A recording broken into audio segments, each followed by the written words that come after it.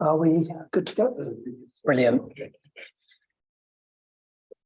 Okay, good afternoon and welcome to the last meeting this year of the Climate Emergency Policy and Scrutiny Committee. I think before I start, I have to point out where fire exits are and toilets and things. I think we head out through that door, don't we? For the stairs down to the outside, and the toilets are this way as well. So declarations of interest. Are there any? I'm not seeing any. Okay. Yes, so we've got apologies from Councillor Baker. I don't think we've yet heard anything from Councillor Barnes. So then moving on to the minutes, which are on page 1.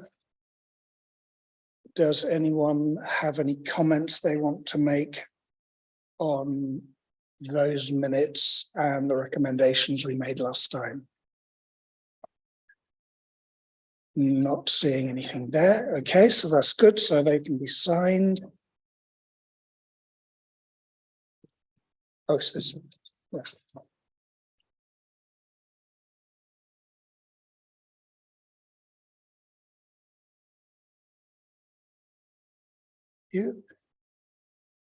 And now on to public participation. We've got one registered speaker, Debbie Cobbett. Welcome.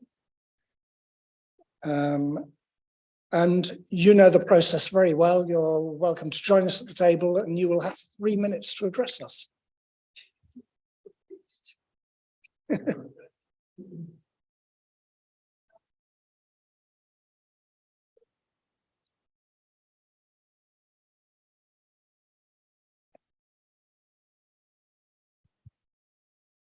That's it.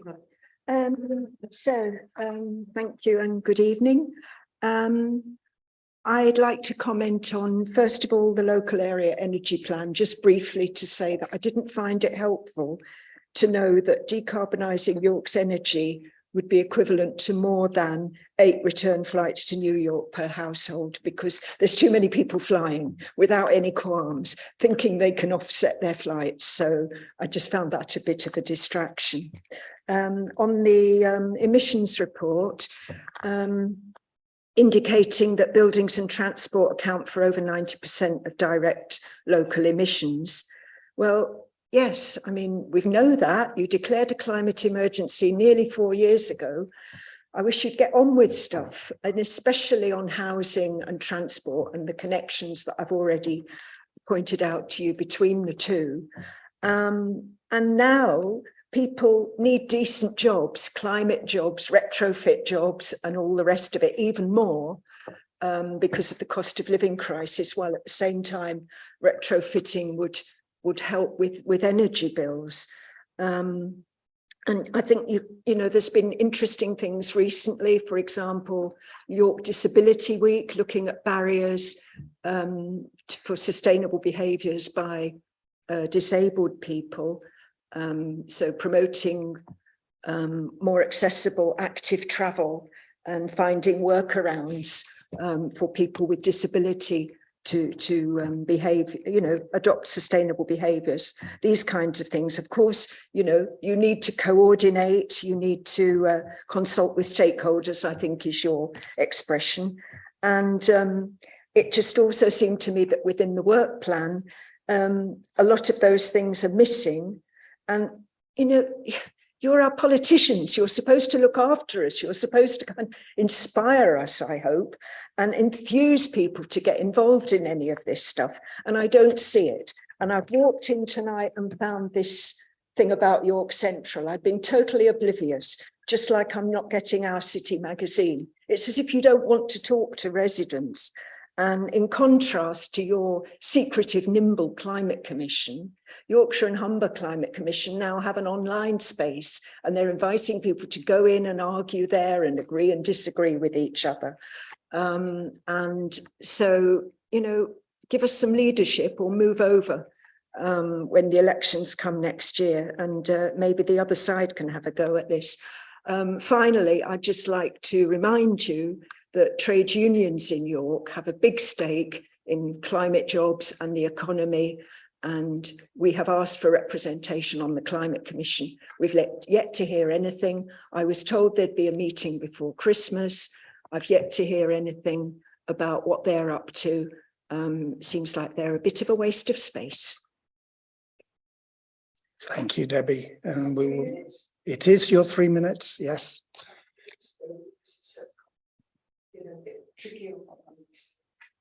Thank you. Well, hopefully you'll be able to follow the discussion later online. Okay, thank you. Right. So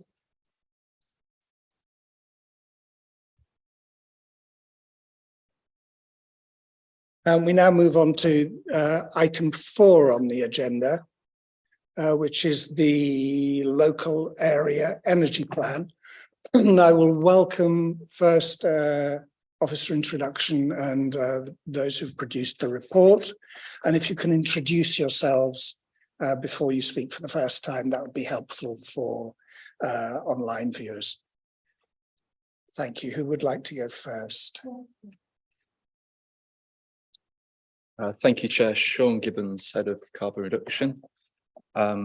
Decarbonising the energy system is one of the greatest challenges we have to achieving our net zero ambition by 2030. Taking a data-driven, holistic approach will help us identify the most cost-effective route to net zero, and that's at the heart of local area energy planning. And so within your pack, Annex A provides the overarching context for this work. Following the executive member decision session in March, we've been working with the Energy Systems Catapult and the York and North Yorkshire Local Enterprise Partnership, making sure that our work is aligned with the regional aspiration to be carbon negative by 2040. Annex B focuses on the buildings, transport system, energy generation and distribution assets, geographic and spatial constraints, and the social factors that are local to York. It covers 90% of the locally derived emissions and provides a critical evidence base for change. 73,000 heat pump installations, 20,000 new heat network connections, 44,000 home retrofits, 91,000 electric vehicles, and 920 megawatts of new renewable generation. These are big challenges that require a big level of investment, around £3.8 billion, but there are also significant opportunities. Energy bills will be cheaper, our homes will be more comfortable with reduced instances of damp and mould, local air quality will be better, local communities will be able to own generation assets, providing a source of income and supporting other local projects. The plan also identifies priority projects to accelerate this transition, heat pump and retrofit focus zones, sites for potential solar PV and heat network opportunity areas. Annex C acknowledges the higher level of ambition in York than the rest of our region, and it sets out the requirements for an accelerated net zero date of 2030. Broadly, the overall target remains the same. The differences are the delivery rates of the various technologies and interventions, and to achieve 2030, the level of change needs to happen at a faster rate. Annex D covers the modelling approach, the calculations, the assumptions, and the data sources that have gone into the local area energy plan process. This is effectively the 5th step in a 7-step process. The next stage is leadership and implementation, and this needs to be collaborative and an iterative process that considers technological innovation and research-led development, but there are already opportunities to progress the plan, and we are doing so. We're working on a data visualization tool to represent the mapping in an interactive web-based platform. This will allow users to engage with the work that we've done, zoom in on areas of the city, even individual building level, and see what the recommended measures are in their area or for their building. As I mentioned earlier, the Energy Systems Catapult have been undertaking the work on this. it's fair to say they literally wrote the book on how to produce a local area energy plan. And we're very grateful to have Carl Sample with us to talk through this work in a bit more detail. Thank you very much, Sean. Claire, would you like to? Just to mention, I suppose, oh, sorry. There we go. So just to mention, really, Sean's pretty much covered everything. Just to remind committee that obviously this was a joint relationship with North Yorkshire. So we went in with North Yorkshire, who have set a different carbon reduction target for 2040. Although, of course, the work is pretty much all the same. It just means that ours is expected to be delivered at a faster pace. So it's just worth reflecting on that when you just look through the documentation. Thank you. Thank you for that. Yes, it would be good to hear from you if you'd like to set out how you came around to produce the report and the key points. If you could introduce yourself, of course. Thank you very much, Chair. So my name is Carl Sample. I'm the delivery and technical lead at Energy Systems Catapult. And for this piece of work, I was the delivery lead. So I was the one who managed the team of modelling experts and analysts to produce the local area energy plan for both York and the whole of North Yorkshire. So what I thought I would do, actually, just to say that the report summarising the local area energy plan was very good. So I'm trying to not replicate exactly what was said there. However, I would like, if possible, to step through some of the document with you to give an overview, but also to give a little bit more background about some of the assumptions that were made, some of the things that were included, were not included, and the reasons for it. So I guess I should start with, what is a local area energy plan? A local area energy plan is data driven. We take large scale data sets from national databases, Office for National Statistics. We take lots of local information as well, where possible. One of the key data sets is from Ordnance Survey, which gives us lots of information about housing, sizes of houses, sizes of non-domestic buildings, the linkages between those, the types of buildings. We use energy performance certificates, for example, to pull out information about those buildings further. So suffice to say, lots of collection of data, analysing of data, which sits behind this. We try to look at this from a whole energy system perspective. And what we mean by that is we're not looking at one area in isolation. So we're not taking the retrofit of buildings and figuring out what we do there, and then moving on to the heating systems, and then moving on to how much generation we have. What we do is we put all of the information into the model, create some scenarios, which are usually based, and in this case, we're based around an end point when we want to reach net zero. And the model then does its magic, I guess. It tries to find the most cost-effective route to get to that point. And that includes, I guess, the trade-offs between generation, reinforcement of the electricity grid, and one of the more interesting trade-offs that sometimes occurs is not retrofitting some buildings because there's a heat network available, and therefore it will be counterintuitive. That's not to say that not retrofitting those buildings isn't a good thing to do, but it would be the most cost-effective route towards net zero. We think that local area energy plans are evidence-based, and the reason that we say that is because we put a lot of information into the background. We base it off academic papers, we base it off surveys and studies that we do ourselves as well. So in totality, a local area energy plan gives you a fully costed, spatial idea about how to reach net zero. So now, kind of going to the setting the scene. So where do we start? What does York look like now? And on page 63 of your pack, you'll see that around 20% of homes are insulated to a good standard. I may have time to come back to what I mean by good standard a little later when I talk through the building section. a huge proportion of the buildings use fossil fuels. Again, that's probably not too much of a shock. But yeah, fossil gas and heating oil are by far and away the most used fuels for heating. Vehicles, and when we talk about vehicles in the local air energy plan, we are looking at cars and vans. We don't take into account public transport and HGVs, for example. That's because of the limitations in our current model. Not that we don't want to include them, and we try to include those in kind of emissions calculations anyway.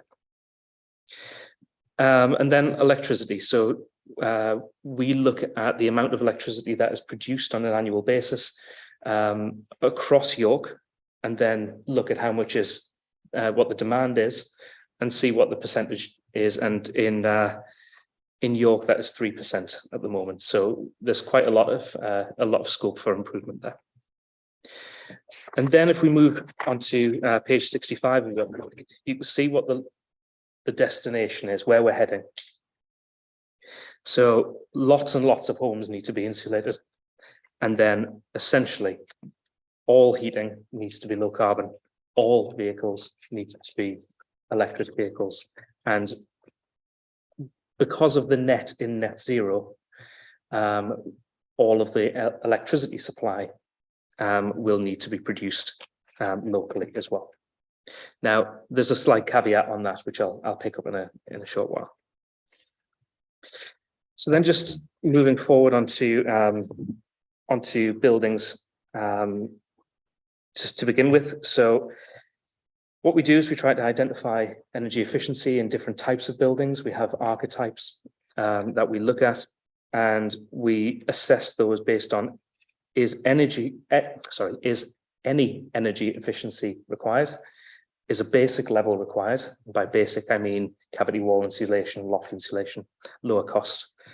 Or is there a high level, a deep retrofit that's going to be required there? And by that, I mean your external wall insulation and those kind of more invasive measures. And as I said before, lots of 44,000 dwellings are going to need some form of retrofit across York before we reach net zero. Now that will have a large capital investment. 185 million pounds is what we estimate. But as Sean mentioned earlier, there is a lot of benefit to that investment through improved living standards, reduced fuel bills, and that sort of thing. And when we look at some of the projects, which I'm not going to go into in my discussion now, but we try to pull out where fuel poverty exists across York and identify areas of retrofit that would have that dual benefit of decarbonisation and fuel poverty alleviation. Moving on to heating. Again, as Sean mentioned, the scale of heating improvements that are required here is huge. So 70-odd thousand heat pumps are likely to be required. 20,000 district heat network connections, most of that being in the kind of Acomb to Rufford sort of area. And whilst we focus on those two things in the report, we also identify areas where hydrogen could be used. Hydrogen is a little bit of an unknown at the moment. It's not commercially available through the gas network or similar. But we are taking a technology agnostic approach here. And whilst we do include hydrogen, it isn't seen much across the city. Those areas that it is seen are around non-domestic buildings, particularly those that use high temperature process heating, where there's no way that electrification can decarbonize those processes. And then in the area around those harder to heat buildings may then benefit from the fact that hydrogen is nearby. Other than that, non-domestics again tend towards heat pumps and district heat networks. Moving on to electric vehicles, which are on page 86 of your pack. As I said earlier, essentially all vehicles needs to be fully electric by the time we reach net zero. This is the modelling which sits behind this is driven by the modelling of Transport for the North. So we aligned our modelling with theirs because they have a much better transport model which sits behind it. So we wanted to include that and ensure that we've got that cohesiveness across the two pieces of work. However, what we did find was that the highest trajectory for electric vehicles still wouldn't reach net zero in time. So what we needed to do was then upgrade by a percentage the amount of electric vehicles being coming onto the system in time. Obviously, if we have lots of electric vehicles on the system and we're transitioning to heat pumps, there's going to be an effect on the network. And we obviously, as part of this, looked at the network implications of all of this. And again, I'll come on to that in a little while. So we've talked about lots of electricity demand, but we haven't talked a lot about electricity generation, where that kind of is going to be netted off so far. Now, understanding that your ambition to reach net zero by 2030, that doesn't line up particularly with the grid's ambition to be net zero by 2035. So if we are pushing everything onto the electricity grid, then as an area, you're still going to have to go further and faster than the grid to enable the grids to be low carbon in this area and for you to be able to justify reaching net zero. So we looked at a number of different ways of generating power. We looked at domestic PV, non-domestic PV. We looked at large-scale ground-mounted solar, and we looked at onshore wind. Onshore wind didn't come up at all in the area. There are some areas just outside in Hambleton and Rydale, I believe, which could be used, could be kind of generated, for want of a better word, to bring some of that power into the area and offset some of that carbon. But we focused on large-scale solar really here, where we had the opportunity to identify domestic PV. Then we did that. I think around 25% there or thereabouts of the buildings of the domestic buildings in the city are suitable for PV, and that will generate a lot of power. Equally, non-domestic buildings around the same sort of level. However, a lot of that power will be generated, therefore, in the summer when demands are lower.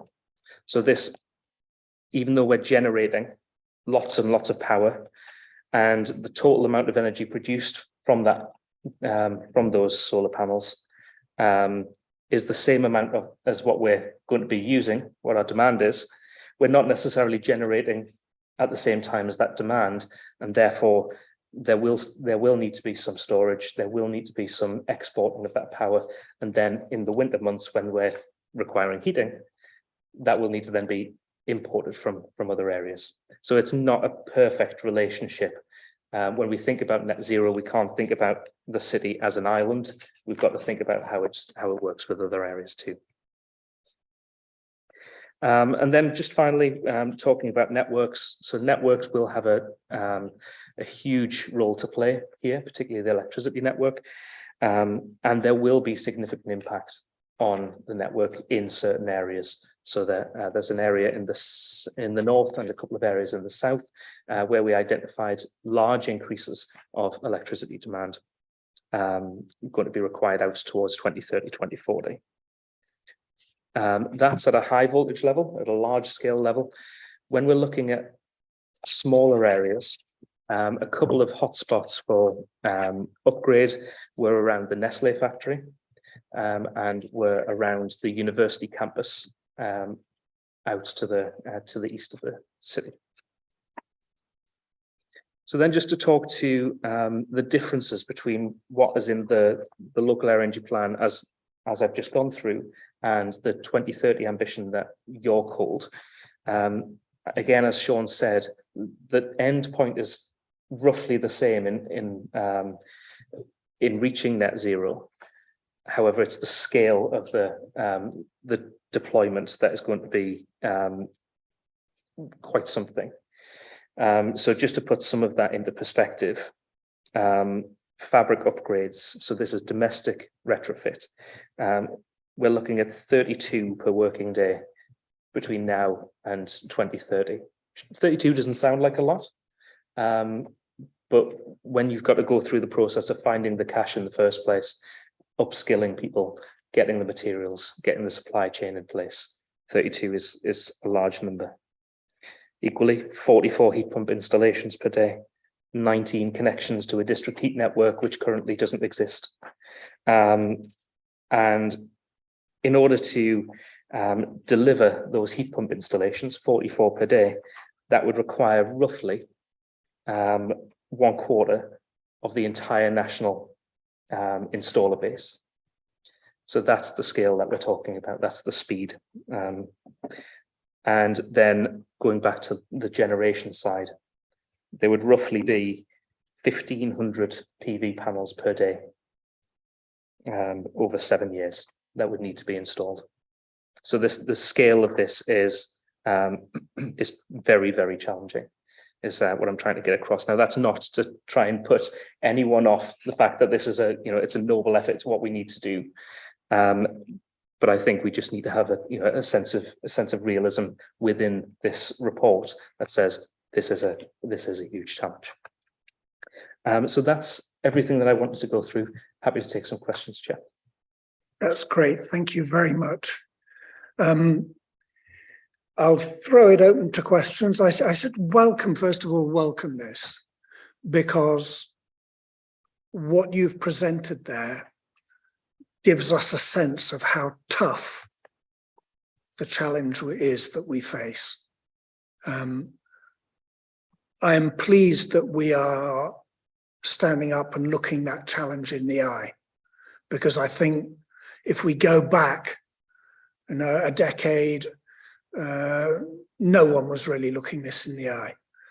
3 years ago, when we set up this committee, we set ourselves the goal of delivering on the pledge that had been made in March 2019 by the council to deliver a zero carbon future.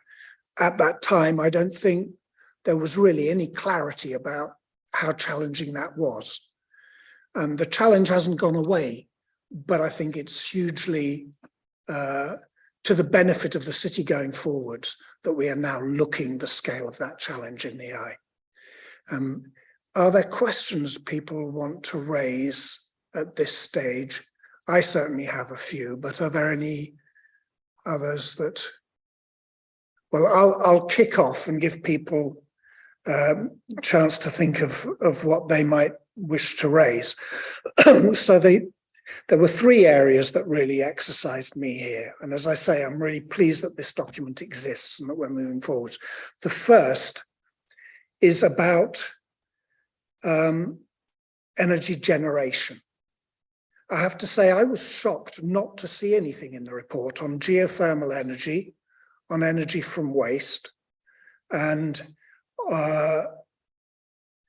energy from district heating, or how we were going to provide that district heating. So I'd really like to get a sense of why that's not there, and to maybe contextualize it a bit by saying that we know that, for example, Rydale District is working with, I think, a group called Third Energy to extract or to explore extracting geothermal energy from under Pickering, Kirby Misperton, Dalby and Wickham forests, and so on. We know that we have the old North Selby mine site within York. We know that in County Durham, the Seom Eco Village project is now being implemented to provide heating to 1,000 homes. We know that we have the Allerton energy from waste plant, and that certainly when that was being set up, I was advised that had the potential to heat 30,000 homes.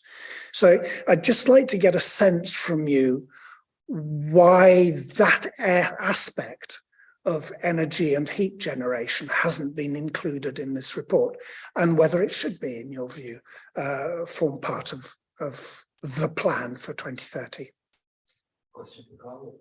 I'm happy to hear from both of you. Thanks, Chair. All very good points. I'll start with the energy from waste plant. So the Allerton energy from waste plant that you mentioned, yes, it's in Selby district, and that does form part of Selby's local energy plan that we've North Selby. Sorry, I think if I just correct you to make sure we're doing the right thing. So okay. North Selby mine is largely in Selby district, but has a part of it under York. Okay.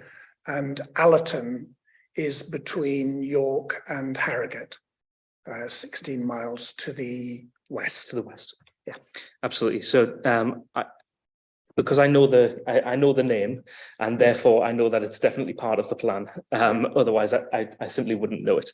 But the way that we have identified these areas is on an energy density perspective. So we've had a look at the amount of energy or heat energy required for all of the buildings in a certain area, and we've identified where those buildings are densely packed, and therefore we've got a large heat energy requirement within a certain area, and they're the areas that are typically brought forward by the model as an area to investigate district heat.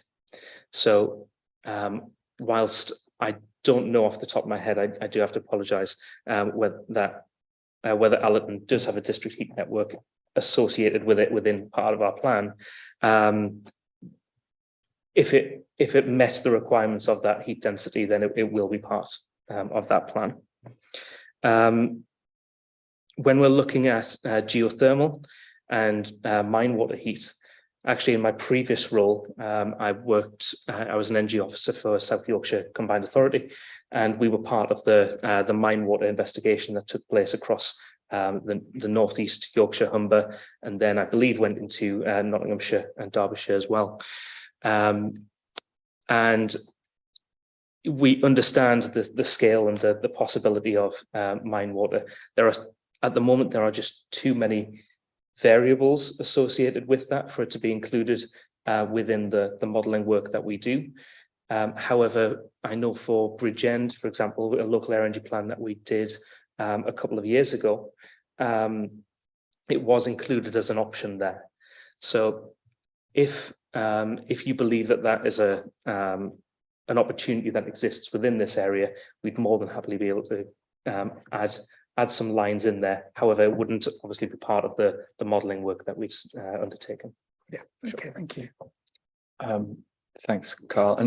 And Chair, I think it's important we're not ignoring the energy generation potential. Two potential heat networks have been identified through this work based on existing or projected demand densities. One in York city centre, high density heat demand, the other at York Central, projected high density heat demand. And we've already started a conversation with the Heat Network Delivery Unit, part of the Department of Business, Energy and Industrial Strategy, about a potential heat network at York Central, and they've actually provided some grant funding to investigate that further, looking at potential heat sources coming from wastewater treatment plants close to the site, coming from heat coming from the river, heat coming from ground source heat pumps, and that work's happening over the next few months, and we look forward to seeing the outcome of that work.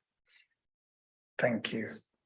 Do you not think that, given we're working with North Yorkshire on this, that reference to the Allerton Energy from Waste plant would form a useful part of this, both from the fact that Harrogate is just 8 miles from the Allerton plant and York is just 16 miles from the plant. And if I understand correctly, in places like Denmark, they're moving heat for district heating 25 miles and even 30 miles from incinerators to urban areas in order to provide district heating. Yes, I think it's an important point that our local area energy plan is one of 4 regional local area energy plans that form a bigger document, and from a regional perspective, they need to be read as a whole. Like Carl said, York doesn't operate as an island, and it's definitely part of my role to collaborate with colleagues across North Yorkshire, work with the potential combined authority if devolution goes ahead, to make sure that these projects are coordinated locally and regionally, and if there is a project there, that it gets delivered. And I'm not seeing any hands go up at the moment. So if I can move on to hydrogen. Again, this is on the regional basis. You've mentioned hydrogen and you've mentioned renewable energy. Do you think it would be of value for York and for the region if the local area energy plan identified the potential for making use of off-peak offshore wind off the North Yorkshire coast to produce green hydrogen in order to have that available for the region as one of the contributors to cutting carbon emissions? Thanks, Jay. Yes. So offshore generation doesn't form part of this study. However, any surplus generation should be stored in some way, and whether that is through green hydrogen, whether that's through large batteries, whether it's through molten salt, whatever the storage solution is deemed to be, then absolutely. I guess the question would be, and I don't have the answer to this, where is the use and how do we transport that hydrogen? Because if we're putting green hydrogen in the back of a lorry in Scarborough and trucking it across Yorkshire in a diesel lorry to then put into a pipe somewhere else, whether that justifies the investment in the first place, I don't know. But absolutely, that waste energy that is generated is just waste energy. Absolutely, we should be storing that in some form. Yes, Sean, and then thanks. Yeah, I think that there's a point there around our 2030 ambition in York and the level of uncertainty of demand and technology that approach could take. But behind all that, I think that just emphasizes that we do need to consider technical innovation in our long-term approach. We need to be research-led development, that if technologies catch up with our own ambition, that we're not averse to pursuing these. So they need to stay on the table, even if right now we don't consider them the preferred option for achieving our 2030 ambition. Yeah. Councillor Widdowson. Do you want me to introduce myself? Yes. Okay, Councillor Widdowson, Exec Member for Environment and Climate Change. Just building on the comments that the two gentlemen have said, I know that some of this is forming how North Yorkshire are all coming together, because they've got several councils going into one. And then as and if devolution progresses, I know that the whole energy map is being looked at as to where does it go and how do we do it. So it is always all on the table. It's just the timing of how it happens. Thank you. Yes, I suppose my concern is that this document, since it's taking us towards 2030, might usefully demonstrate that engagement with the potential for innovation and where we're going in the years ahead. My understanding is that currently offshore wind farms around the country are paid to switch them, to be switched off, when in fact that energy could be used to create green hydrogen, and then work out, I take on board what you're saying about how you move it and distribute it. But it seems a folly that a region isn't considering what to do with that. Yes, Councillor Parrott. That jump in so you didn't have to ask all the questions. I thought I'd sort of try and wait as long as possible because I was wanting to sort of discuss the implementation sort of next steps part of it. And I think what Councillor Widdowson said about devolution, I suppose what is the plan B if that's not going ahead? You know, is this still going to be carried forward? Sort of what will is there to work together in a different way if we're not going to go down the sort of easier path of devolution where it's going to unlock certain parts of this plan? Yeah, thank you. I think there's one of the first things is whether the plan is adopted on behalf of the council, and this is something that we want to commit to delivering, and then to support that delivery, there's an option of establishing a delivery group to support that. We're already utilising the evidence base that local area energy plan has provided us. We submitted a funding application to Innovate UK last month, a Net Zero Living Pioneering Places programme, to develop a place-based approach to delivering the retrofit heat pump and EV charging elements of the plan. That was initially for a revenue programme development fund of £50,000 to £75,000, but then I think 6 places from that would then be successful in being awarded 8 million to go and deliver those plans.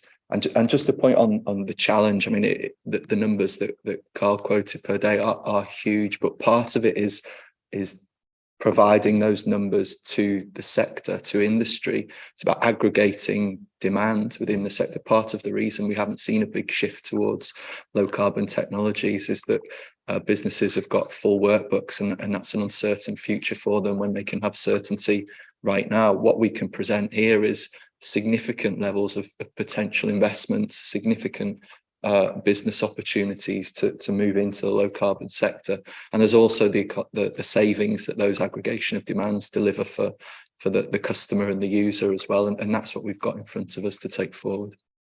Thank you, Claire. Just to echo that, really, I mean, what we've got in front of us is essentially a market appraisal, which for a private sector, public sector partnership is really interesting. So as well as devolution, we're taking away a kind of challenge, assuming obviously the plan's adopted on behalf of the city, to start having those conversations with the private sector. The scale of ambition, the scale of change, the pace of change, it's nothing the council is ever going to be able to achieve by itself.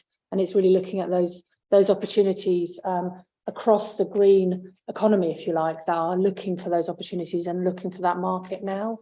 And of course, York's small and perfectly formed, which gives us lots of opportunities to have those conversations. Thank you. Yes, sure. It's a great point. I think just last week, Bristol announced their joint venture partnership, Bristol Leap, with the large investment firm consultancy Amoresco and the heat network delivery company Vattenfall, to effectively attract huge multi-million pounds of investment in low carbon technologies within their city to support their net zero ambition. What this local area energy plan does is it gives us the evidence base for a similar type of investment opportunity and arrangement here in York. Thank you, and that's all to be welcome too. Again, in your presentation, Carl, you mentioned the fact that solar power is at its peak in the summer and we need the energy in the winter. What I felt I didn't get from this was a sense of all the best practice innovation that's happening around, certainly around our continent.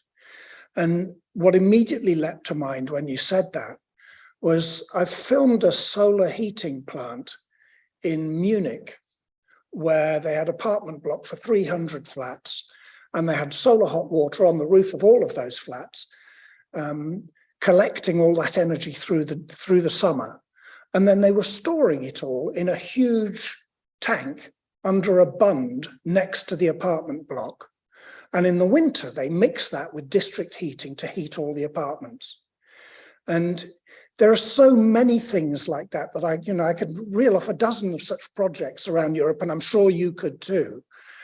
And I just wish in this document, since we're hearing it's to make the business case, it's to get investment in, it's to make real progress. I wish there was a sense more of all that best practice that already exists that we could be tapping into. Do you think that there's a case for having an appendix to this that actually sets out some of that innovation in order to ensure that those investors, those businesses, the institutional investment houses get a sense that this city gets it and understands where the opportunities exist to put this into practice? Thanks, Chair. I think that's again a very good point. What the local energy plan does is try to set out the what, where, and when. The next step, once the local energy plan is produced, is to understand the how and the who. And that's absolutely the points that have just been made.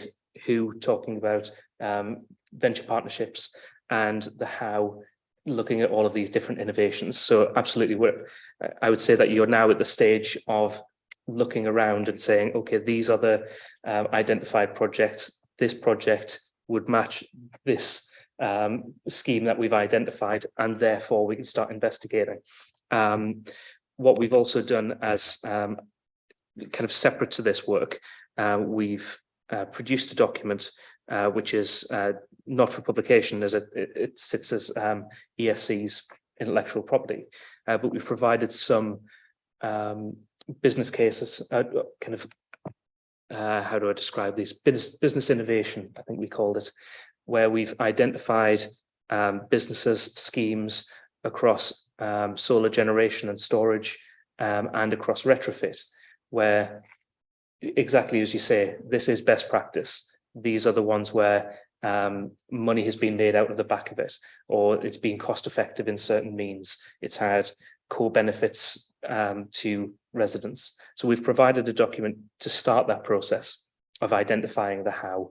But absolutely, I think there's more work to be done there. Thank you. Yes. I mean, we don't want to be blind to innovation. We want to learn from what others are doing and take best practice. But there is some really good stuff in this. And I mean, installing insulation might not be sexy, but it works. That's going to make a big difference in reducing our emissions, and it's also going to reduce residents' energy bills as well. I mean, it's not glamorous, but that's going to have a big impact. And if we can insulate 44,000 homes across the city, that's what's going to have a massive impact. So yeah, we don't want to be blind to innovation, but there's loads of good stuff in here that we really can focus on. Yeah, I mean, to be clear, as I said when I started, I welcome all of this. It's moving it on. What we didn't get in this was were any figures for the carbon benefit of that insulation, retrofitting, energy efficiency measures you were talking about. Did I miss that? Because I saw a number of homes that needed doing, yeah, and the cost per home, but I didn't see the carbon benefit per home. No, you didn't miss that, Chair, and that's something that I've requested from Energy Systems Catapult, and they're going to see if that's possible to provide within the scope. I think it's something that would be really important. It's certainly something that if a combined authority is established, that's something that they would be asking if they're going to be funding projects. They'll want to know what bang they're getting for their buck. So I think that information is very important that we get that. Yeah. Good, yeah, and I felt as well, given that we're about to adopt a climate change strategy, actually knowing the carbon benefit of all of this is a key to showing it all works. Yes, Councillor Colwick. Thank you, Chair. Thank you, Chair. This is a fantastic piece of work, and I appreciate that it's not about the how and the who. But I can't help but ask the question, 3.8 billion, that's clearly not local government funding. what proportion of that do you expect to come through commercial investment? If it's possible to answer that, and how much are we effectively dependent on central government? Thank you. I think I'm going to do my best to dodge that question because I'd be just picking a number out of the air. You're absolutely right. You know, this is not a plan for the local government to deliver. It is a plan for the whole area to deliver. And that will include investment from national government. It will include private finance. It will include, and does it, that figure that you mentioned includes replacement costs. So for example, if I'm moving from a gas boiler to a heat pump, there's a cost associated with that. However, I would have already been spending money to go from a gas boiler to a gas boiler. And it's not the net difference, it's the total difference. So I think, you know, some of that cost is inherent in the energy system as it currently is. But you're absolutely right. You know, 3.8 billion is a lot of money. Yes, sure. It is a lot of money, but just to give some context, that we published our climate action update earlier this year in May, I think it was, and that set out work that's already happening across the city to support decarbonisation. The projects might not be just about decarbonisation, but they're having a positive impact on carbon emissions. And there was already £300 million of investment in that pipeline. And that wasn't all council money, it was all the sources that Carl's just listed. But that's what's already going ahead. My maths isn't great, it's just less of 10% of what's needed, but that's a great start that is already underway, and it shows that it's not impossible to achieve this scale of investment. Yes. And just to add to Sean's comment, of course, already we've got the retrofit strategy that's going through, and that talks about how we'll look at retrofitting our social housing stock. And how we might fund that. And then on a much more tactical level, the recent HUG scheme was from central government, and actually the uptake was particularly low in York, and we worked really hard to get more people engaged in actually using and drawing down that funding, which was means tested to apply their own installation, their own retrofit within their own properties. And this gives us that kind of, if you like, grist to the mill, to be able to go back out and talk to those communities that didn't necessarily pick up on the HUG funding. And of course, the government regularly release this type of programme and this type of opportunity, so that there won't be one place. It's not like it's unfortunately a silver bullet that will give us 3 point whatever it is billion, but there will be a blended approach of all sorts of different things over the sort of decade ahead. Sean and my challenge is to try and really capitalise on this plan and get that mega bucks coming in from external investment, private sector, insurance companies, whoever, to try and sort of accelerate some of the schemes as much as possible. Because I mean, you know, 32 retrofits per working day, I mean, that's not something to take lightly, is it? So we really need to go big or go home, essentially. So yeah, I don't want to just start listing out potential source of funding, but a big one was announced last week or a couple of weeks ago, when the EcoFlex scheme was announced by government, which is making £1 billion available to home retrofit improvements in both the able to pay and other socioeconomic groups. So there are huge opportunities coming that will be happening that we can take advantage of here in York. But I'll stop reeling off potential for some funding sources now. I think that's hugely significant, because we've around this table over the past 3 years several times rehearsed frustration at the lack of a set of plans waiting on a shelf for government, when government says, right, we've got 500 billion to spend, or 500 million, whatever it is, who's got a coherent plan that will deliver it in the next 10 months? And the value of this, if we get it right and we develop it fully, is that going forwards, we won't find ourselves thinking, well, if you give us some money, we'll spend 6 months and create a plan. We'll have a plan. And I think that's, for me, that's one of the key values of this. And it takes me on to the last thing I had on my list here, which related to electric vehicles. and you covered it in quite good length. And I should preface this by saying I know that Energy in Place and this committee are going to meet together at the end of January to look at all of this in further detail. But I just wanted to respond to what I've seen here. And it relates to what we've just been saying about having costed plans and stuff like that. This document tells us that 52%, I think it is, of homes in the city do not have access to off-street parking. We know that 17,000 homes in York are in terrace streets. We know there are loads of flats, etc., etc. And we know that we're doing all right in terms of our hyperhubs and our charging points, but we also know that the Netherlands has 10 times more charging points per head of population than we do in the UK. And I would really like to see this kind of a document at least make reference to the kinds of innovation that might unlock the challenge that you set out here. And I'm mindful of the inductive charging pilots that are happening around the country. In Nottingham, where the taxi rank now has inductive charging for all the city's taxis. In Hertfordshire, there's a local authority that has installed inductive charging in one of the council car parks for their council electric car fleet.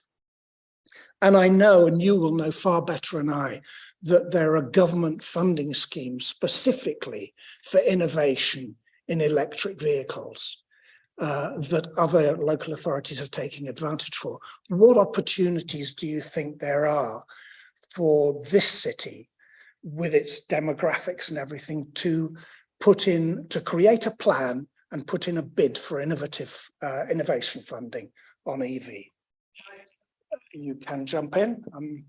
So exactly as you said, Chair, we're having the meeting at the end of January all about EV and several other areas. There is a strategy in place that has been adopted by the city, and within that strategy, David Atkinson's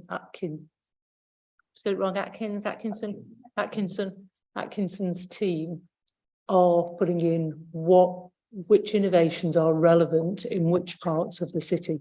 So I think it's wait and see what comes actually from there, rather than try and second guess which bit of technology should be in which part of the city, because we know that our strategy, and I know you say we're doing okay, we're actually doing brilliantly. We were listed as delivering more EV charging per head of population for anywhere outside of London. We were the highest. So we are doing really well. And I know that Dave's team are working even harder to get more of it in the council car parks, more of it at the big places that people shop, in the places that people work, etc., etc. And he has a plan. So I would leave it to Dave to actually give us what his ideas are, with even more information from the local energy area plan, which is building from, I mean, that's fact, and it's building from the fact that we now have from the University of Leeds about where our carbon emissions are and where our sources are. So if we keep it all that way, rather than speculate as to which bit of technology is going to work tomorrow, the reason I'm always nervous about which bit of technology is I don't even know how many Apple chargers I've had in my lifetime, because they keep changing them left, right and centre. So I wouldn't like to guess the technology. I would like to make sure that Dave Atkinson's team advise us, knowing how his area works. Okay. Are there other? I think I would just say the same, that there is an EV charging strategy. We've fed this information into the team that are behind that EV charging strategy. I wouldn't like to talk on their behalf about the best approach for delivering the requirements within this piece of work, but if there are other opportunities to engage that team, then I think that's the best route. Yeah. Yeah.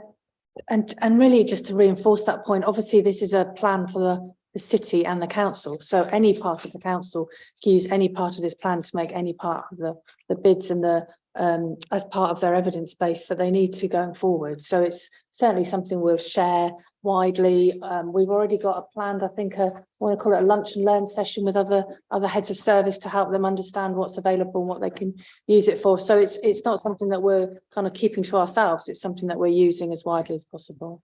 Mm-hmm. Yes, and could you introduce yourself? Yes, I will. Yes, so I'm James Gilchrist. I'm the Director for Environment, Transport and Planning. And I think just to add a little bit of context, so that EV strategy that was mentioned was adopted in March 2020, I think, from memory. It's a very short-term strategy by intention, because as has been alluded to, the technology's changing quite quickly, so it's only runs until 2025. We're already sort of starting to think about what the next version looks like. It does actually address the challenge you posed at the beginning about those residents that don't have on-street charging, how that's dealt with. So there are two sort of tacks to that. One is to make sure we got the fastest charging possible, so that charging overnight isn't necessarily the only solution. And the other bit is about council city centre car parks, because they're usually reasonably close to those terrace streets that don't have off-street parking, and making overnight charging in those car parks free of charge, so you're not paying for parking and charging. So trying to encourage residents that once a week you might park in a car park and charge overnight. It won't work for everyone, but trying to come up with solutions like that to make sure that actually we can instantly, with policy change, make those sorts of services available. Thank you for that. Yes, I think for me, what I wanted to see was more of a sense of an engagement with the full spread of opportunities to make this go forwards, in order that, to pursue what you were saying earlier, this is properly understood by business and potential investors, our engagement with being innovative. Are there any other thoughts? I've not had contributions from anyone. Councillor Perrott. I'll dive back in. The pathway page, obviously it's sort of lots and lots of information, isn't it? I'm finding it sort of difficult. A couple of the key decision points are coming sort of after 2030. It just doesn't feel like we are being ambitious enough, fast enough, you know, if we've declared the climate emergency. And I understand that it's a joint plan and that 2040 is the compromise position, but I think on pretty much every one of these key aspects, we are going to be falling quite far behind. And if the decisions are coming after the point when we intended to have done it, it's just how do we push, how do we, you know, and some of it is going to be technology that we don't know yet, but it's just disappointing when you see it laid out and we're sort of missing the targets that we've set for ourselves, and some of the things that we are going to take as actions later, we're not actually going to make those decisions until after it should have already been done, aren't we? Thanks, Councillor. Yeah, you're absolutely right. The pathway which is shown is as part of the wider York and North Yorkshire plan, and has a net zero target date of 2040, which is why some of those decision points, as you say, are after 2030. Within the document that the 2030 York document that we produced to identify the differences, we haven't said you know, these will need to be brought forward by X number of years. But that's certainly something that we could do if that is of interest to you. Thank you. So to wrap this up, I think we've circulated a series of recommendations for the committee to consider, for members to consider. There are 5 of them here, and I'd like to see if we get them seconded and agreed.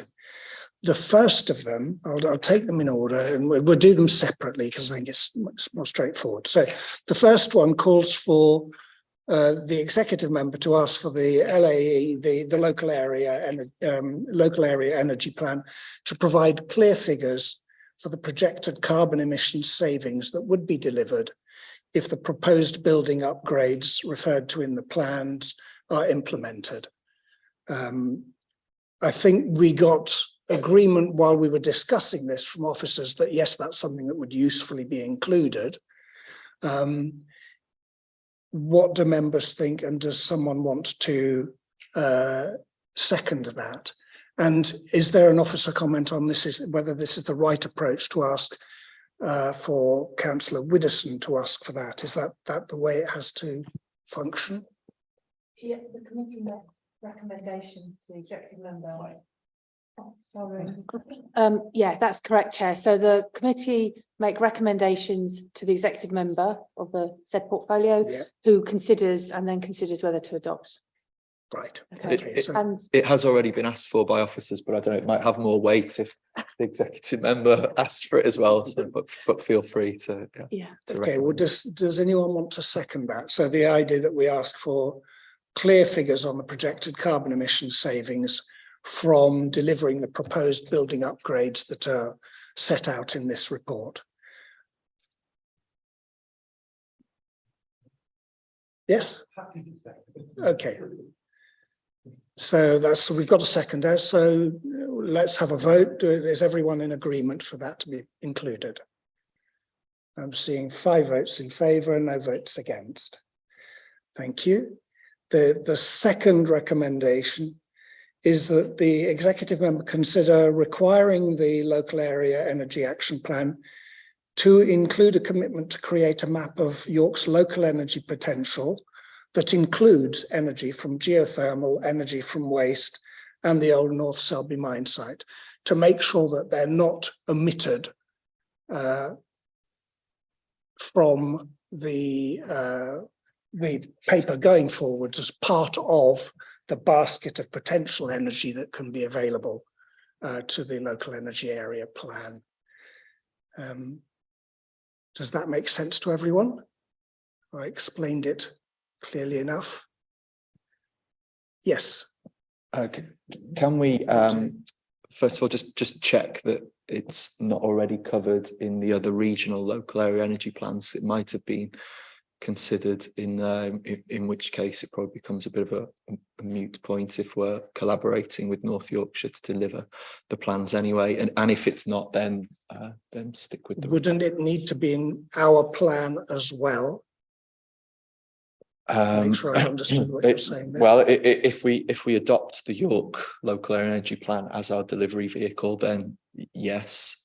If not, and we approach this collaboratively with the region as a separate piece of work, then I don't see why it would just need to be in York's. Okay, so we could clarify that, if you want, that there's the commitment to create a map of York's local energy potential, including energy from geothermal, energy from waste, and the North Selby mine site, as part of the wider regional local energy. Yeah. Local area energy action plan. Yeah. And then that covers the whole lot. Does that make sense to everyone? Does someone want to second that? Councillor Widdowson, yes. Can I just suggest that 2 and 3 would be part of the wider North Yorkshire and York map, and I think they'll already be included. And I actually think bringing them into the York one may cause some confusion for how that's currently done, because it will be on the wider geography where these places are. My understanding is they're already in their plans. So therefore, I think we just need some clarity on 2 and 3. So I wouldn't recommend to include them into the York one just yet. I would say that we need to just get the clarity on the wider one, and they should be included in there. That would be my position on it. So can you explain to us the relationship between the regional plan and the York plan? Yes. So there are 4 local area energy plans that cover the whole of North Yorkshire, of which York is one of those. The 4 are designed to meet the regional ambition set by local enterprise partnership for North Yorkshire to be net zero carbon by 2034 and carbon negative by 2040. In York, we have a slightly different pathway. So we have our own local area energy plan with our own chapter around the 2030 scale of ambition. But of course, the energy system doesn't respect local authority boundaries. So you can't, like Carl said, you can't treat it as an island document. It needs to be read as part of the larger regional picture. You made the point yourself, Chair, that heat can travel distances across boundaries. So one project doesn't necessarily have to belong to one local authority, and there will inevitably be cooperation with other local authorities in how we deliver the projects identified in all of the regional local area energy plans. So, And just thinking of, yes, so if you're thinking about, so if you think about the North Yorkshire and York map and the density of housing and where density of housing is, our local area energy plan takes into account our particular dense housing and what we might be able to do to counter some of the energy issues we've got around there. The other three local area energy plans will look at their own housing stock and look at their own buildings and how they can best support them. So, I mean, I haven't seen in detail the North Yorkshire ones, but you might consider, for example, the Allerton Park geothermal opportunity or the offshore winds opportunity at Scarborough, looking at the dense housing near Allerton Park or the dense housing near Scarborough, rather than necessarily thinking about York, which is considered for this local area energy plan. right. Yes. Sorry, Chair, final comment from me, not in defence of energy systems catapult, they don't need defending, but there is an agreed and applied methodology to how local areas produce a local area energy plan, and this process has considered energy sources and the evidence base that's gone into the process. If these opportunities haven't been identified through this methodology, it tends to indicate that there might not be an opportunity there, but we will go and check to see if they have been picked up. If they haven't, then it doesn't mean to say we can't explore these opportunities elsewhere, but they've not been identified through the local area energy plan process and the methodology that's gone into that. What worries me about that is that you will be aware, Sean, that some 2 years ago, Leeds University geophysics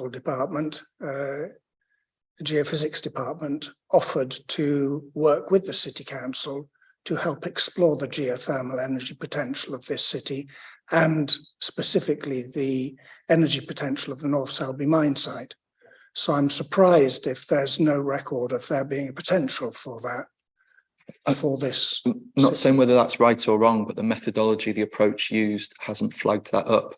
If we were to just rerun that same methodology, that same approach, it wouldn't come up again. So we might need to take a different approach with Leeds University and their methodology, for example, but using the local area energy plan methodology to just rerun the numbers because you didn't like what happened, what came out, or you don't agree with what came out the first time isn't going to generate anything new. It's not going to give the answer. There needs to be a different approach. So maybe there's a recommendation to go and contact Leeds University again to do this work rather than redo it through the energy systems catapult. Okay, so I'm a bit surprised by that because I know lots of other municipalities specifically look at geothermal energy potential and as we say, Pickering and various other places are exploring it. I take on board that that's maybe part of a regional area energy plan. The North Selby mine site, part of that is under York. And it seems to me that allowing it to the vagaries of fortune as to whether anything ever happens with that energy potential would be a mistake in a local area energy plan to not list that potential.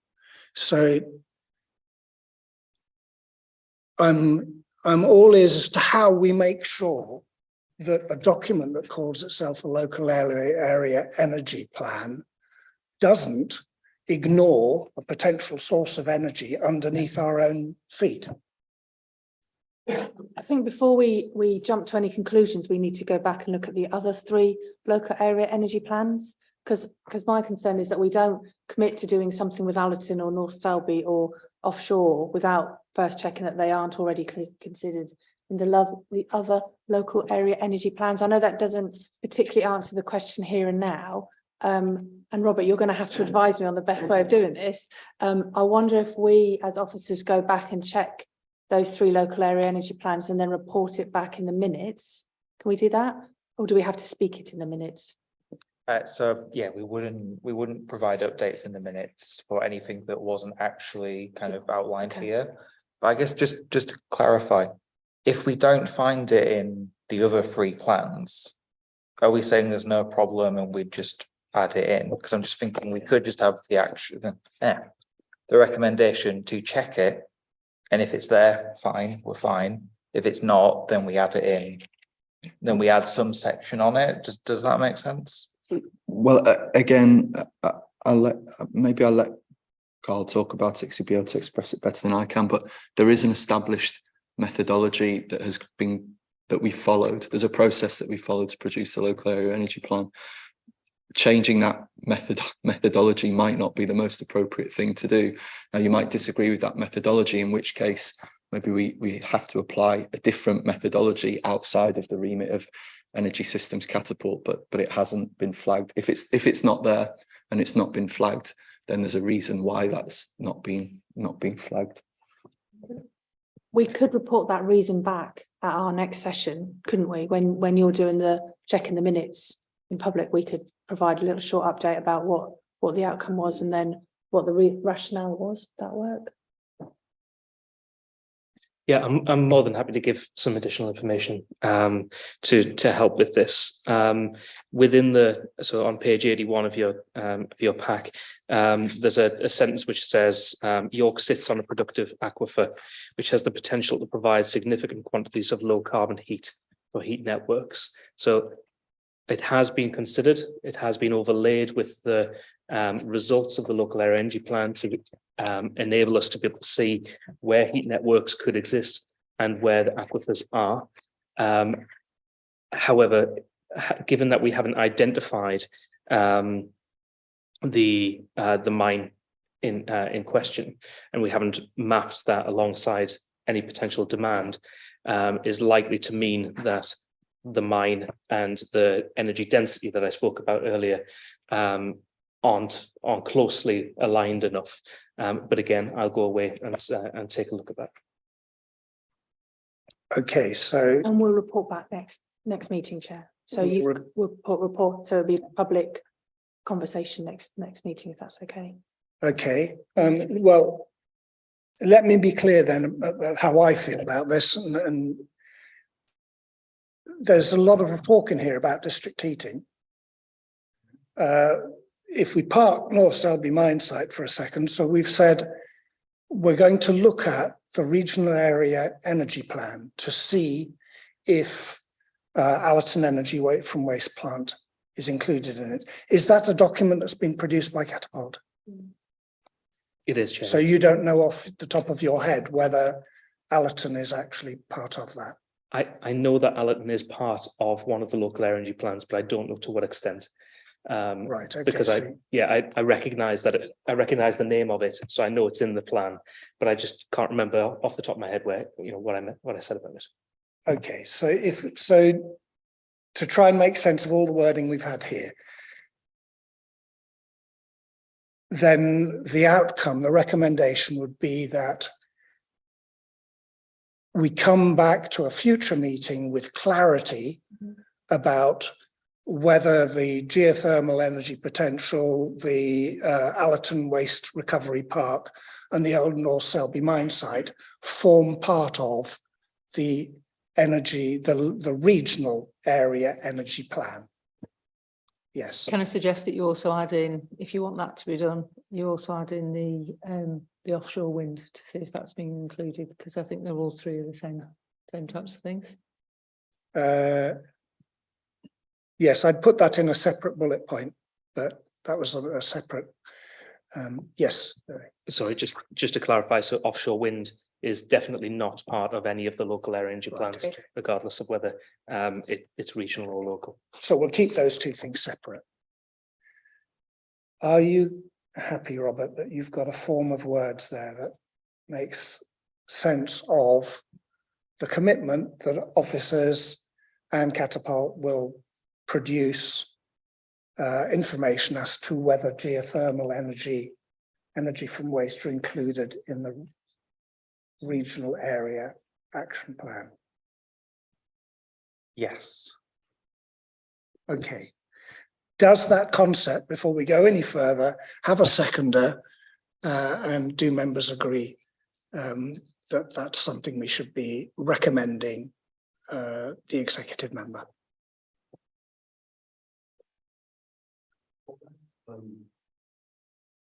Yeah, I'm happy to support that.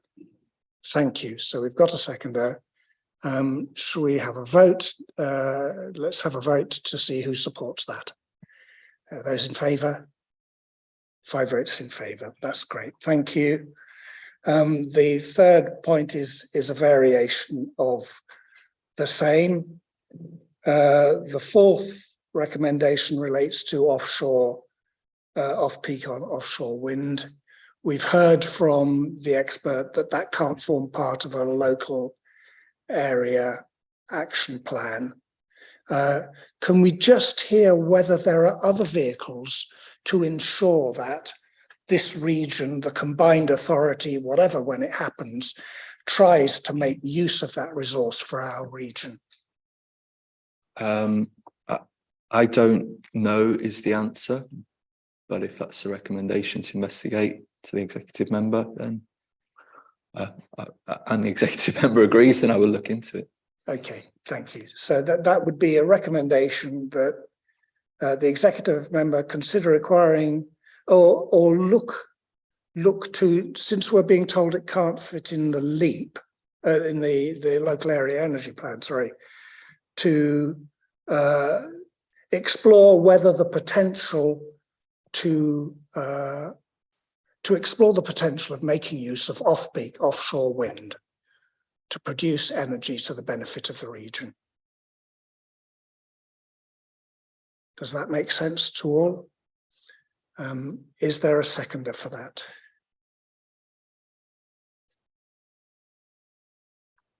Yes. Can we have a show of hands, those in favour? 1, 2, 3. Those against? Abstentions? I'm going to abstain Okay. because it came to me really late. It's outside the scope of what reading I have done, Right. and I'm not clear on what the mechanisms would be for us to do it. So I'm just not comfortable saying yes, go ahead. Okay, with that's that. fine, understood. So that's 4 votes in favour and 1 abstention. And then the last item on my list, we've had a discussion about this now, and I recognise the points that have been made. But I felt it was worth asking the executive member to consider the preparing of costed plans for inductive charging. In a sense, what this is really about is partly about inductive charging, but it's also about the other topic that we've discussed at some length today, which is the business of having costed plans on a shelf. And it might be simpler to just ask that the executive member can consider asking for the local area energy plan to contain costed plans wherever possible. But I can see that that too is complicated. So I'm willing to park that on this occasion at this time. The subject is going to be rehearsed again at the end of January. And we've also heard from the director. So with that, I know it's been exhaustive. These meetings always are very long because we're considering huge documents that have a huge impact on our future. Thank you to all concerned, and we'll move on to the next agenda item. I think the others will all be short. Yes, we'll have a 2-minute, we'll have a comfort break, 2-minute comfort break.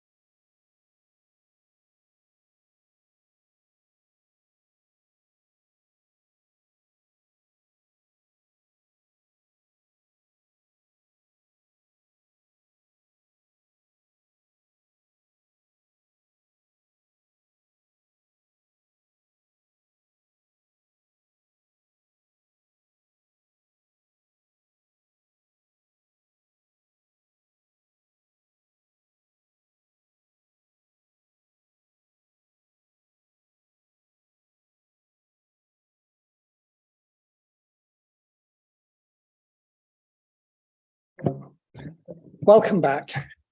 We're now ready to continue. So we're now moving on to agenda item 5. And I'm pleased to have, is it you, Sean, who will be explaining, giving it context to all of this? Thank you. Thank you, Chair. So under this agenda item, there are 2 reports in front of you. The first report covers the council's direct corporate emissions. These are the emissions that we as an organisation are responsible for, and these account for roughly 4% of the citywide emissions. It's the second year that we formally reported this information, although we do have some data which goes back to 2015-16, and this is presented where it's available. The headline is that there's been a small decrease in emissions since the last reporting year. In the detail that sits behind this headline, you'll see that the vast majority of our emissions as a council come from our fleet and our buildings. You'll also see that emissions from our fleet continue to decline, and this reflects the electrification programme and the introduction of the electric waste vehicle trial. Emissions from space heating and hot water that are consumed within our buildings have increased slightly, and this is mainly due to a return to higher occupancy levels within the buildings following the pandemic working arrangements.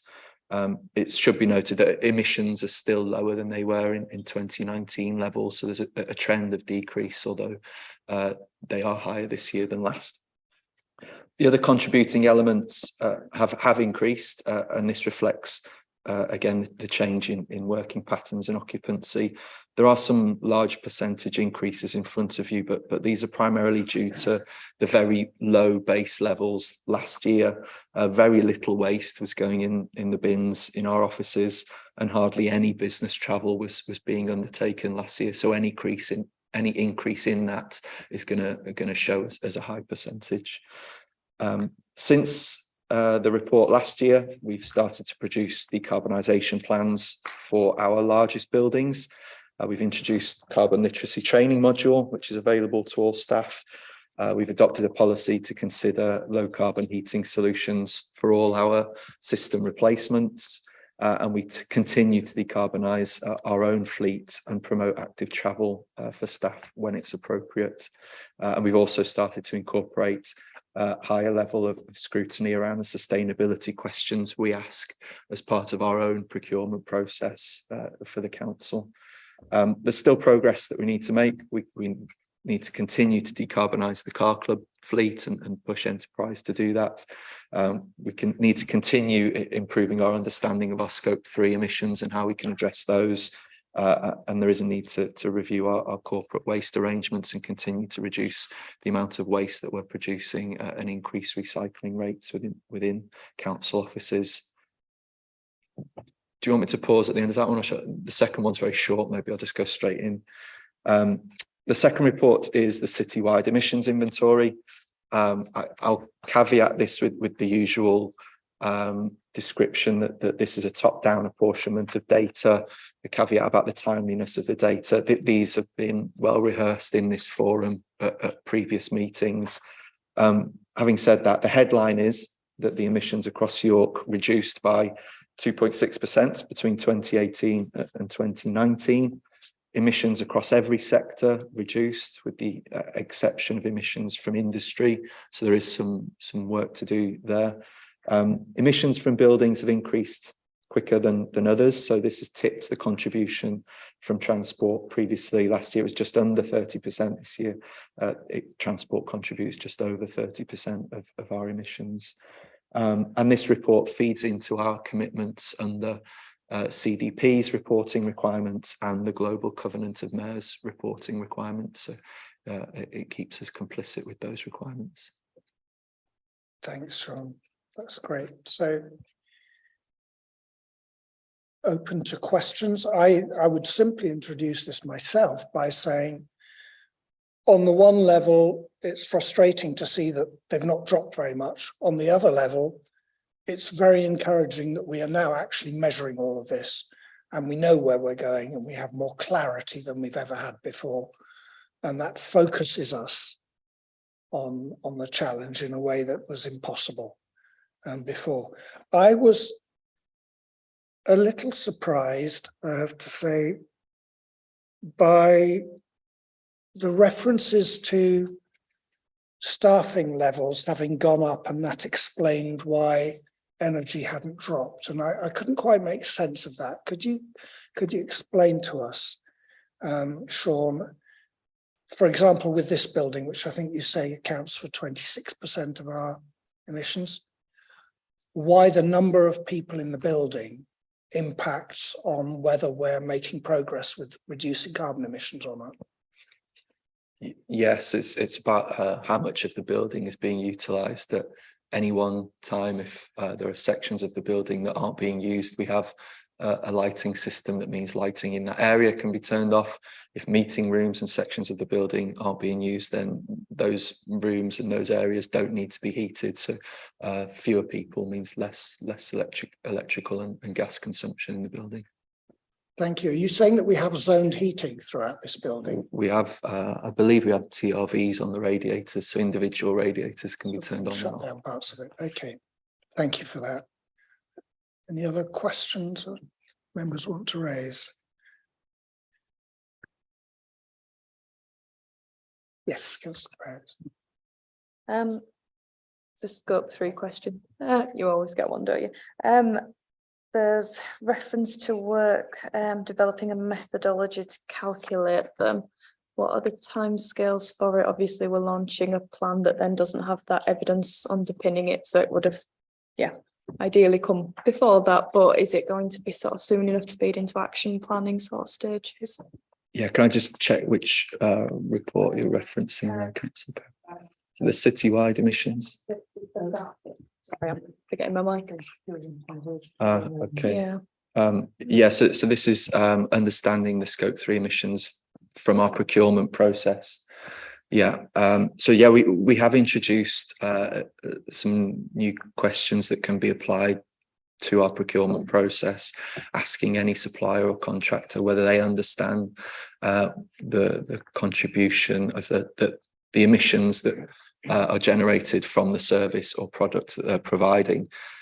If we're able to attain that information, then we'll have a much better understanding of our broader scope 3 impact, and it'll also give us the opportunity to work with those providers to minimise that impact.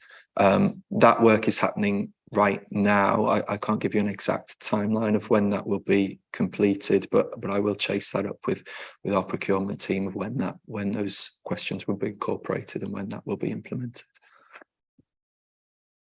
Yes. If I can just add to that as well. Where am I? On page 150, the action was to work with the LEP to develop a methodology. So is sort of timescales were around that as well as the procurement side of it, because that's just one side of scope 3, isn't it? And we need a better understanding overall of where we are as a city. Yes, so the LEP have produced a framework or some guidance around considering scope 3 emissions for construction projects exclusively, and that's something that we're taking a look at the moment of whether we can adopt that. They haven't done any work outside of construction projects yet, so that's why we're doing our own piece of work with our own procurement team, and I don't believe the LEP are continuing on that project, but I'll follow that up with them to see if there's any plan to do that. Yes, Councillor Conway. Thanks. Just a comment at first. I've got a question in a moment, but the annual emissions on page 143, I just find you cannot help but be shocked by 204% and 170%, and I understand your explanation that actually that doesn't really tell the story, but it's somewhat unfortunate that figure of 204 appears alongside flights. So on a first glance at this, it's shocking. And I wonder whether there isn't a better way of representing that, particularly as it isn't then divided with There's not even a line across the middle with car club. So we've also got the 170% in the same block. And I think it's just a little bit confusing. Yeah, I had to look at it a couple of times before I thought, no, okay, I think I understand it now. And just a very quick question, back page 146. I'd be interested to know with the street lighting, how much further there is to go in the upgrading of the lighting throughout the city. What further reductions can we expect, or are we pretty much at the point where it's 100% LED street lighting? Yeah, thank you, Councillor. Thank you very much for the feedback on the presentation of the data. There are no flights being taken as business travel. Business travel has been presented as a section there, but I think that is very constructive feedback, and I'll look to reorganise how that's presented for next time. On the street lights, I think maybe James Gilchrist is able to provide an answer. Thank you. Yes.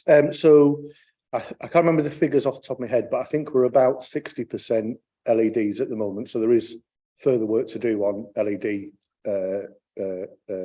conversion.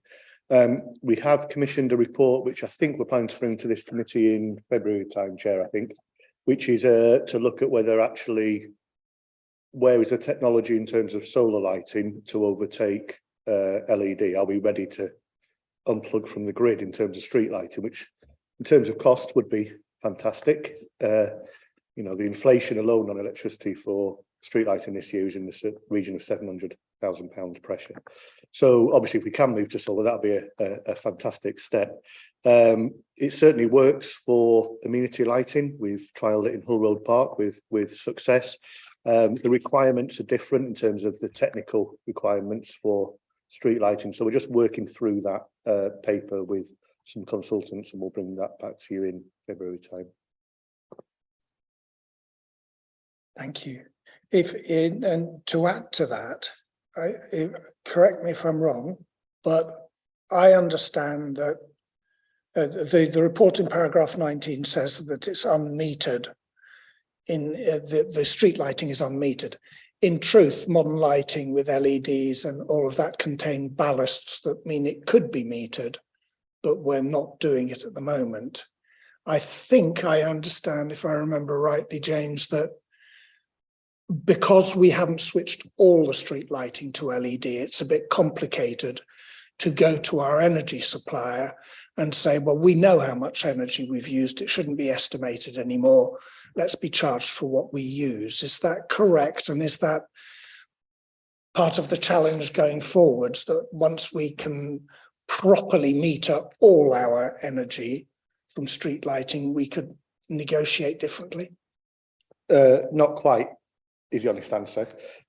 So the way street lighting works is that it's plugged into Northern Power Grid's cables. So unlike your house where you have a meter where it enters your house, ours doesn't. So we have no meter. It just sucks electricity out of the cables that supply all our houses, etc. So by unmetered supply, it means exactly that, unmetered supply.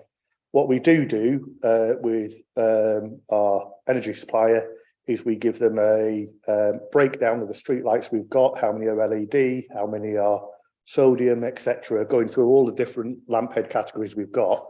And we can say these ones use this amount of electricity and these use these. So every time we improve our energy efficiency, we do have a negotiation, but it is exactly that. It's a negotiation because we will never be on a metered supply, because you need a meter for every lamp column, which would be a significant cost. Is it the case that the ballasts in modern street lighting allow for remote controlling of the amount of energy going to individual street lights? That there are many municipalities around Europe where they specifically reduce, and I think in the UK now, where people reduce the energy to the bulb between, say, midnight and 6 in the morning when everyone's asleep, to reduce the amount of energy being used. Yeah, that's standard technology. We've got that. Yes.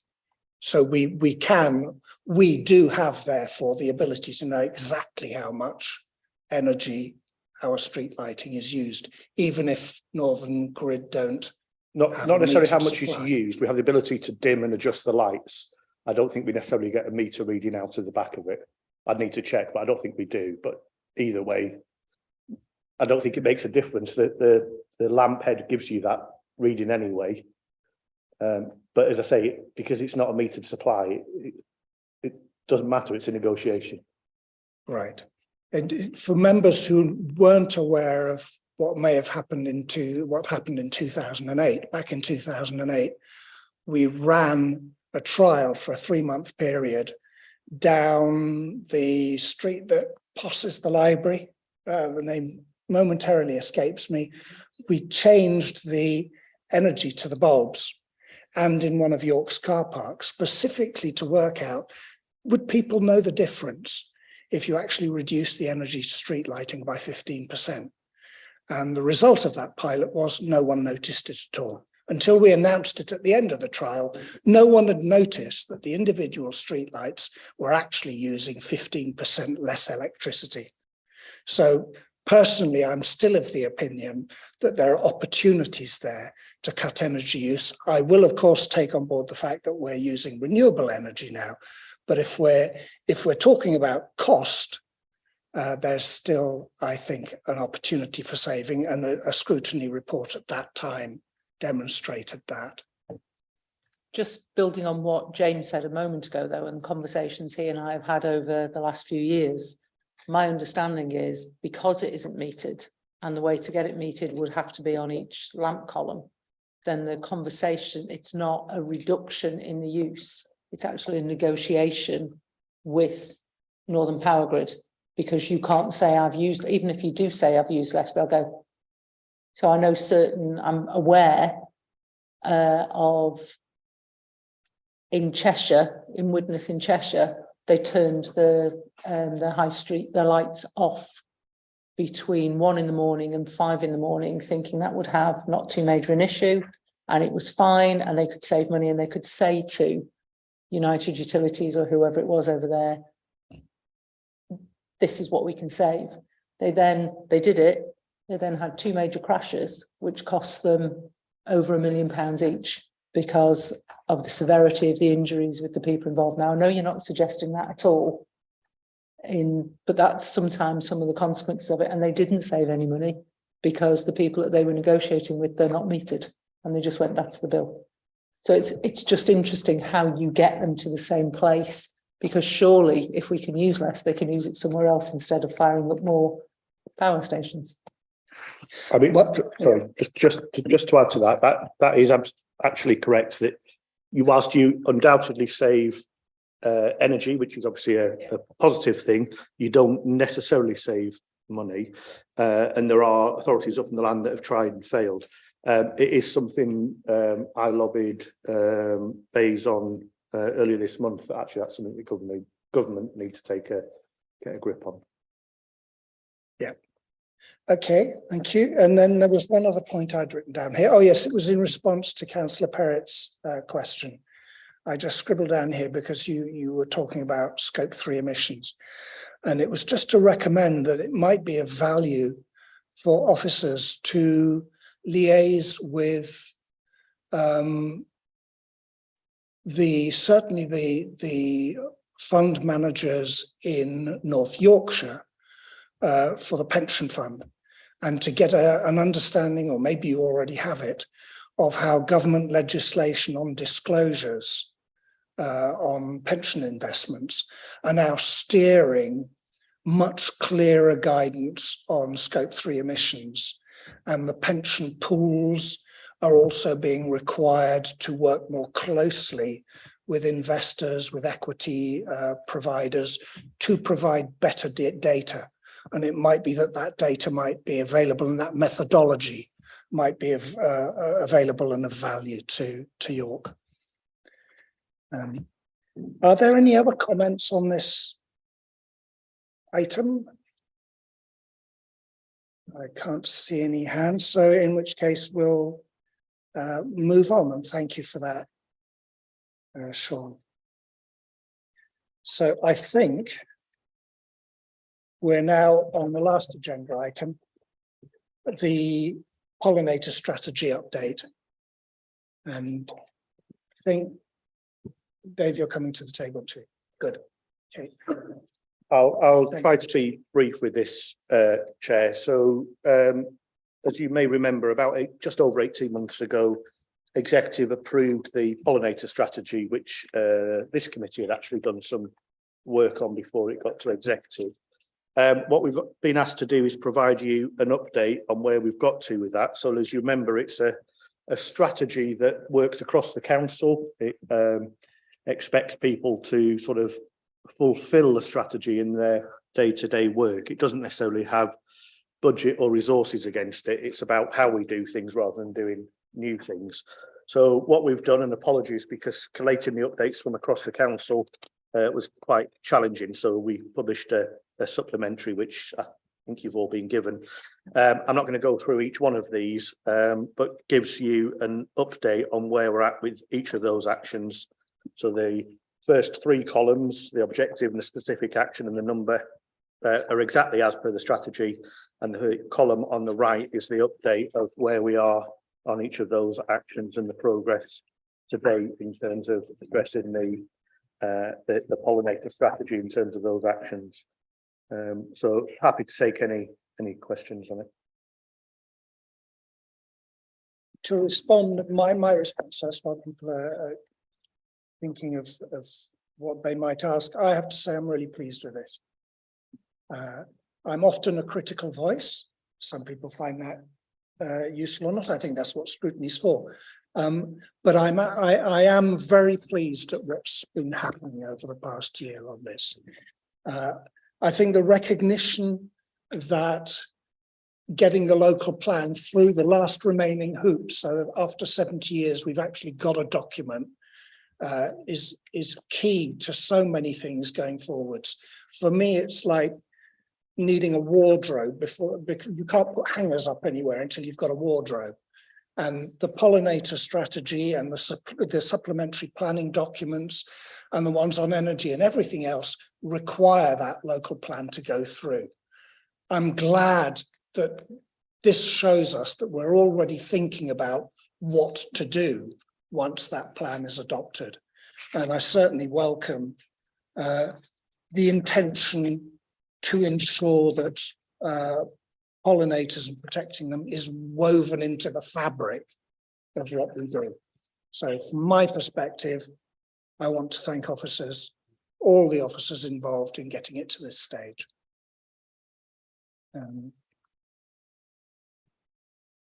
Are there other comments? I know we talked about this at length some 2 years ago and went back and forth to try and make progress on this following the decision, I think it was in July 2019, that we should adopt a pollinator strategy. So it's taken a while, as things do in local authorities. But I think there's much here to recommend. Yeah, Yes. I just want to agree. I think it's a tremendous piece of work, and like you, I'm really pleased to see it. So I think that this committee had a part to play, and I think we've done a good job, and I think it's to the benefit of the city.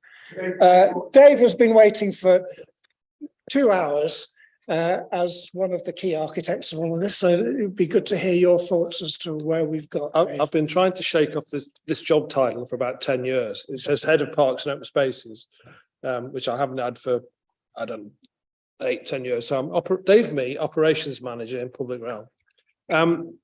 I mean, from my perspective, it's always I like the analogy of the wardrobe, because as often as it gives you a structure to work around. And I think comments from colleagues in the design sort of conservation team about having the strategy to discuss with other people and you as councillors, that's probably one of the most telling things for me in this report. I've put some bits in here, but the bit from Eleanor and Dan Calvert saying the pollinator strategy provide a useful tool to talk to councillors with and members of the public. I think so from an officer perspective, I would agree it's great to have something tangible, if you like, to work with.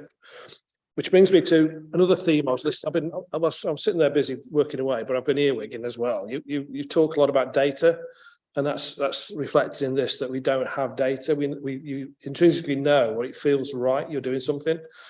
The Hall Road verges, the Wheldrake verges, you can physically see more pollinators pollinating, being busy. So in that respect, in the absence of data, I've took the liberty of buying, or actually renting 10 of these, which are solar powered, essentially a microphone that you attach to a mobile phone. And this sends live data from the sites we choose to put them in. So we can test out, I call it a Wheldrake verge, which those familiar with what Christian was doing, against a sort of non-Wheldrake verge. We can test this out at Hall Road with a very highly mown amenity grassland, just to prove that we know it's got no pollinators there, or very little, whereas a more species-rich grassland has got these. The flower, it's upside down.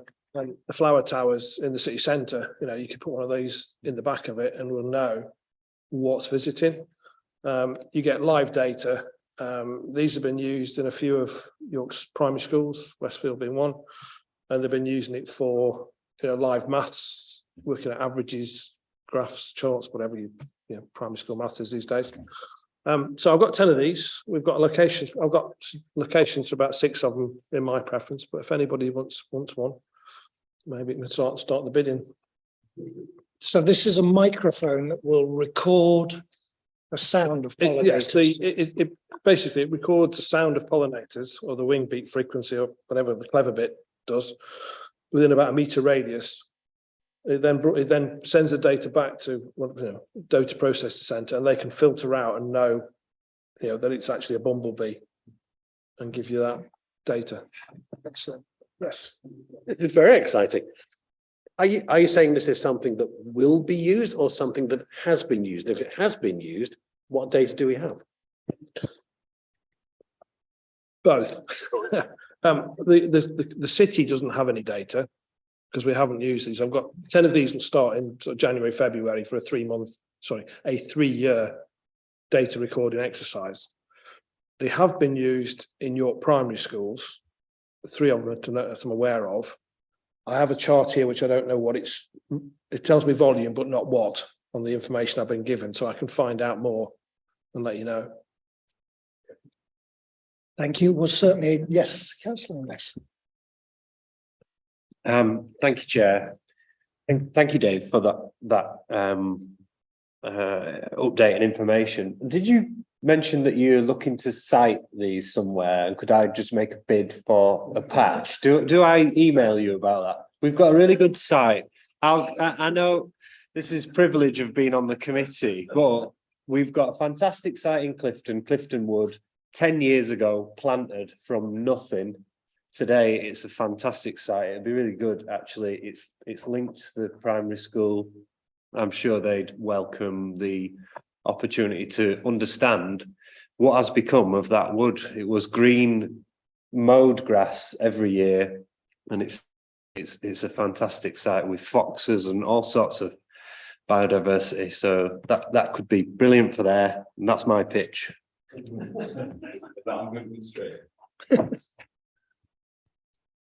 No, it's round the back. It's the side of Rock on the, so it's Clifton side of Rawcliffe Lake, that area. Yeah. Well, all that's excellent. And yes, the Wheldrake wildflower verge this year and last year is just going up. I think we've got 55 wildflower species now on the verge, and harvest mice nesting and loads of insects. And I think the point you make, the bigger point you make is really important, is that we always, in an institution like a local authority, we do need data to back up the justification for the actions that we take and the priorities that we give different projects. And so this, I'm sure, will be welcome for Councillor Myers, be welcome in my ward. I'm sure it'd be welcome in all our wards, because it helps provide that substantiation, is it? I don't know if even that's the right word. It helps demonstrate. Dave, if people wanted to use their ward funding to have them, once they found out there's only 10 and 7 on the Sweeties shelf have already gone, How much are they and would they be able to do so? £300. That's for 3 years.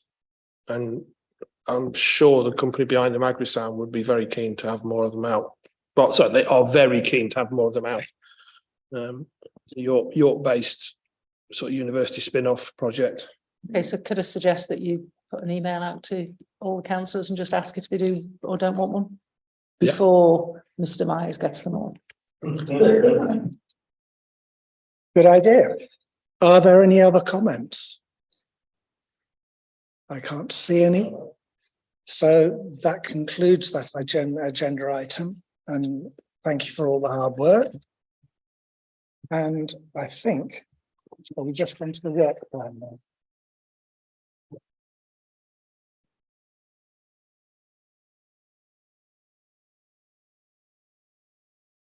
So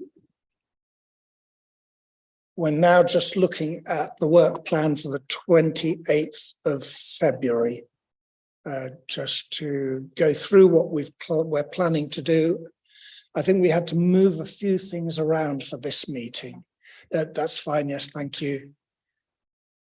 That's right, Chair. 2 items, number 6 and 7, had to move from today in a sense. So we're having an update on the LED conversions and what next, which James touched on, and we'll also have an update from Bio Yorkshire, hopefully following some more concrete plans they've got coming together. The other thing to note, of course, is that from today we'll provide an update on the regional local area energy plan. So although that's not such a full agenda item, it still takes time. You'll give us an update, yeah. It looks like a huge long thing again, but these are not 200-page strategies we're looking at. Well, or are you going to tell me that 2 of these are 200-page strategies? Adaptions is really gathering momentum, not least because of the climate risk resilience report, which actually I've got a copy with me today, which tells us the climate risks in York and follows a motion, I want to say in October, but I might be wrong, where council asked officers to come back and describe the climate risks that were affecting the city. And there's now significant work with Yorkshire and Humber Climate Change Commission to address and respond to emerging risk across the whole of the region. So it's definitely worth a bit of time on that. Yeah, if we could. Can I ask, given that we're now 2.5 months away from this meeting, and given how this isn't a woe is me plea from councillors, but I suppose it is in a sense, having 200 pages and just having 3 days to read it is always a challenge. Given that there are 7 agenda items here, is it possible that we might have those 2 large items some 3 or 4 weeks before the meeting? Or is there stuff here that we could have earlier so that we have more chance to look through it? I'll be guided by Robert, and bear in mind we're a public meeting, so we'd need to make it publicly available rather than just councillors. So Robert, I'm happy with that if you are. I mean, to be honest, obviously we have to meet the actual statutory deadline for the agenda, but that doesn't prevent you sharing the report early. It's just if the report was ready. Yeah, that's fine. Do you think there will be stuff here that will be ready earlier that we might? Yeah. I need to make the climate risk resilience report available anyway. So what I'll do is make sure we can publish that earlier and then just signpost to the committee to have an opportunity to look at it in advance of the papers coming out. Brilliant. That would be really helpful. And I'm always aware, I try to provide some notes to circulate to the committee because of the sheer weight of stuff. I wasn't able to on this occasion. It is just helpful for us all to have a little bit more time in order to make our maximum contribution. So if that can be done, that's great. Are there any other comments on this list, or things that we should have put on that are not there, things that we should take off? It's probably worth noting as well, this is the last scrutiny committee before the pre-election period. So if you did want to think about anything differently, now's the time. It'll be another big one, but I think we're up for it. I hope we are, because these are all important issues. And we'll say this more fully at the end of it, but I'm grateful to all the input there has been from councillors on this issue over the past 4 years. I am confident that we have played a significant part in helping to shape all of this agenda. I know that there are a lot of people who are frustrated with the pace of change. I share some of that frustration, but we have kept our heads down and I think worked solidly through this. And I thank everyone who's been involved, both the people around the table now and the people who've been around the table since 2019. So I think, since there are no other suggested changes, that brings the meeting to a close. Happy Christmas to one and all.